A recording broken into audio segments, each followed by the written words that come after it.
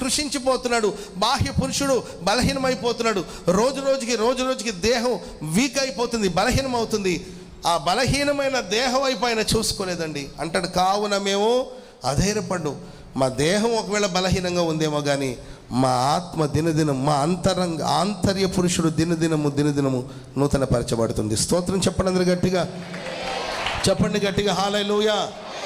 ఈ ప్రశస్త రాత్రి ఒకవేళ అనారోగ్యాలే కలగవచ్చు, బలహీనతలే కలగవచ్చు, బాధలే కలగవచ్చు, కృంగిపోయే పరిస్థితులే రావచ్చు,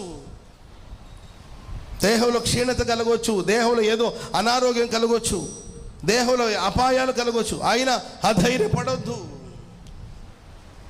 దేహం ఒకవేళ బలహీనంగా ఉంటే నీ ఆత్మ, నీ ఆంతర్య పురుషుడు దినదినం నూతన పరచబడుతున్నాడు. బాహ్యమైన నీ దేహాన్ని, భౌతికమైన కార్యాలని నీవు చూడొద్దు.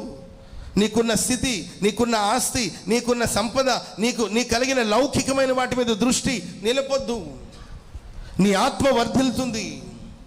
ఒకప్పుడు కన్నా ఇప్పుడు నీ ప్రార్థన అనుభవాలు నీవు నూతన పరచబడ్డావు. ఒకప్పుడు కన్నా ఇప్పుడు చక్కగా దేవుని వాక్యాన్ని ధ్యానిస్తున్నావు. ఒకప్పుడు కన్నా ఇప్పుడు ఇంకా ఆత్మీయంగా నువ్వు బలపడుతున్నావు. ఒకప్పుడు కన్నా ఇప్పుడు దేవునికి సమీపస్తుడిగా మార్చబడ్డావు. ఒకప్పుడు కన్నా ఇప్పుడు దేవుని మనసారా ఆరాధన చేస్తున్నావు.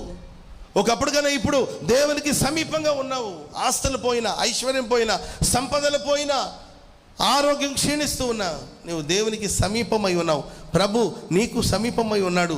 నీ ఆంతర్య పురుషుడు దినదినం నూతన పరచబడి ప్రియులారా బలం పొందుతున్నారు గనుక అధైర్యపడవలసిన